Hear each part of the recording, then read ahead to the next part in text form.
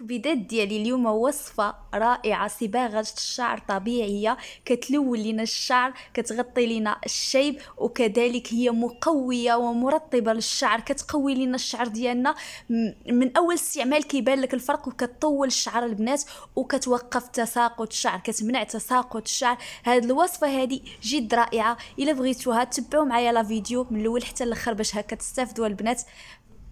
واول مكون البنات اللي غادي نحتاجه هو القرنفل او المسمار. القرنفل البنات راه هو واعر البنات في تطويل الشعر، في تقويه الشعر، في منع تساقط الشعر، بالاضافه لريحته الغزاله. المهم هاد الوصفه هادي انا كندير فيها وانا فرحانه لان ريحتها غزاله كتفتح النفس البنات. وعندي ورق الغار او ورق سيدنا موسى، او لا البنات في المغرب ورق الزيتون، يبسوه وديروه في هذه الوصفه هذه، راه واعر في تساقط الشعر البنات، كيمنع تساقط الشعر من اول استعمال. البنات راه اللي جربت هذه الصبغه هذه غادي ترجع وغادي تشكرني عليها، غادي تلون ليها الشعر كيف قلت لكم، وغادي تطولو وغادي تقويه. المهم انا اول حاجه غادي ناخذ القرنفل وورق الغار، غادي نطحنهم. انا هنا ورق الغار قطعته هكا قطع صغيره، وغادي نطحن في الخلاط الكهربائي المكونات كيف شفتوا معايا. غير هاد المكونات مع زيت الزيتون البنات راه كتقوي الشعر، انا دخلتها في هاد الصباغه باش نضربوا عصفورين بحجر واحد. هنايا عندي قشور الرمان. قشور الرمان البنات راها موجوده عند العطار، وإلا عندكم الرمان يبسوا القشور ديالو واستعملوه، ما عندكمش راه العطار كل شيء موجود عند العطار وكل شيء رخيص البنات، اللي ما بغاش يتهلا في راسو. هنايا غادي ناخذ ملعقه من قشور الرمان. قشور الرمان البنات راها رائعه، كتنقي الفروه ديال الراس وكتصحح لينا الفروه ديال الراس ديالنا، حتى داك الالام اللي كتجي في الراس ما كتبقاش كتحسي بديك الفروه ديالك كتعقرك بهذا المصطلح هذا. المهم هنايا عندي الكركديه. الكركديه مطحونه البنات، غادي ناخذ ملعقه كبيره، نحاول نزيد شويه، ملعقه كبيره ديال الكركديل او الكركديه. الكركديه كذلك راه موجود عند سوبر ماركت، عند العطار، موجود في اي مكان. هنا عندي الكاكاو المر. الكاكاو المر كذلك ملعقه منه، ماشي الكاكاو الحالي يا البنات، الكاكاو المر. وبطبيعه الحال العنصر الرئيسي اللي ما نقدروش نستغناو عليه هذه الحنه راها فحال الاكسجين، داكشي علاش ضفتها لهاد المكونات باش يعطينا داك اللون، يتركز لينا ويعطينا اللون البني الرائع. ملعقه فقط من الحنه. بالنسبه للمكونات البنات، الا شعركم طويل تقدروا تضاعفوا المكونات على 2 مرات ولا على 3 على حسب طول شعركم. انا البنات راه عاودت قطعت شعري، ما عرفتش واش نتوما بحالي ولا غير انا. المهم انا ملي كنقطع شعري كنضرب بيه شهر شهرين، كنولي باغاه يطوال، كنبغي نرجع شعري طويل، كنبدا على الوصفات يفو ثاني طوال ويعجبني الحال بداك شعري طويل كنعاود نقطعو. ما عرفتش واش نتوما في حالي ولا غير انا، ولا ما نعرف، ولا انا اللي في هاد الحماق ولا ما نعرف. المهم البنات انا دابا شعري عاود قطعته. هنايا غنضيف الماء غليان، الماء مغلي، الماء طايب، هو باش غادي نخلطو هاد الوصفه هادي. غادي نبقاو نخلطو بشويه بشويه، من نحاولوا ما نجريوش الخليط ديالنا بزاف، نديروه على شكل صباغه بحال الكريم، على شكل كريمه. غادي نخلطوا هاد المكونات ونبقاو نضيفوا الماء تدريجيا.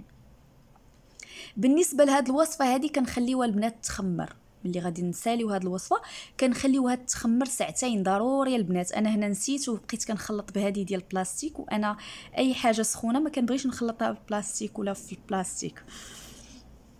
صافي غادي نبقى نخلط هكا كيف قلت لكم، غادي نخليوه 2 ساعات يتخمر، ومن بعد عاد غادي نضيفوا اضافات اللي غادي نديرو بها الشعر ديالنا ونصبغوا بها الشعر ديالنا.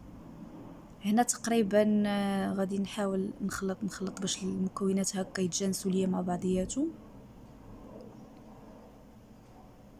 هذا هو الخليط اللي انا بغيت نحصل عليه كيف كتشوفوا معايا. اقسم بالله البنات لهاد الوصفه اللي سحريه، غادي تشكروني عليها بزاف. هاد الوصفه هذه جد رائعه، كتقوي لكم الشعر. الاهم البنات الا عندك تساقط الشعر من اول استعمال ودعيه، ما غاديش يبقى يطيح لك الشعر ديالك نهائيا. بالاضافه للتلوين تغطيه الشيب، ما غاديش يخرج لك الشيب برتقالي، غيخرج بني. يعني الوصفه جد جد رائعه.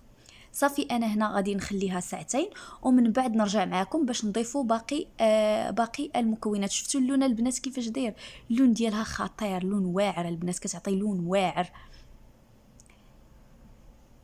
بالنسبه للبنات اللي سولوني على التبريمه راني حطيتها لكم. رجعوا للقناه ديالي غتلقاو التبريمه مازال راني حطيتها، راه اكثر من اسبوع هذه باش حطيتها، وبزاف ديال البنات كيقولوا لي قلنا لك ديري لنا التبريمه وما درتيهاش. راني حطيتها لكم هنا. من بعد ما دازت ساعتين، من بعد ما غطيناه بالبلاستيك وخليناه ساعتين، غادي نضيف باقي المكونات. هنايا نعطيكم الاختيار، ممكن تضيفوا صفار البيض.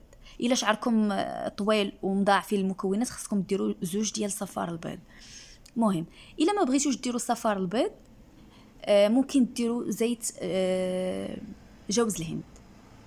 وماشي غير زيت جوز الهند، تقدروا تضيفوا كذلك اي زيت عندكم، زيت اللوز الحلو، زيت السمسم، ممكن تضيفوا زيت الزيتون.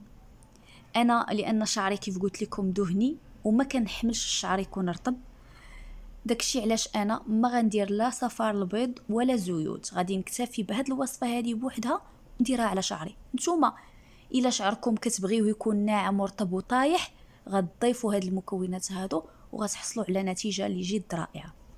من بعد صافي كنطبقوها على الشعر ديالنا وكنخليوها 4 ساعات 5 ساعات، بغيتو تباتوا بها تقدروا تباتوا بها عادي. صافي هادو هما المكونات. وكنتمنى البنات اللي جربات الوصفه ترجعوا تخلي لي كومونتير باش هكا نزيد نعطيكم المزيد والمزيد ان شاء الله. وانا متاكده البنات اللي جربات هاد الوصفه غادي ترجع وتشكرني عليها، والله العظيم انا متاكده من هاد المساله هذه.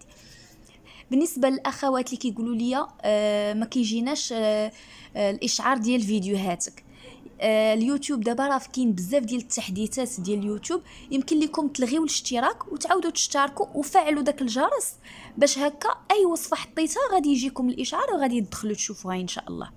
وانا غادي نبقى نحط لكم في المنتدى البنات. وإلا وصلتوا معايا حتى لهنا ما تنساوش كبيداتي لايك ديروا لي لايك واشتركوا في القناه الا مازال ما اشتركتوش، وفعلوا الجرس باش هكا توصلوا بكل جديد ديالي. وما بقى لي حبيباتي الا نودعكم، وان شاء الله نشوفكم ان شاء الله في الفيديو الجاي. واي اقتراح بغيتوه، اي وصفه بغيتوها، ما عليكم غير تخليوها لي في لي كومونتير، وانا ان شاء الله راه كنقرا تقريبا جميع التعاليق كنقراهم. وفي امان الله، بسلام عليكم.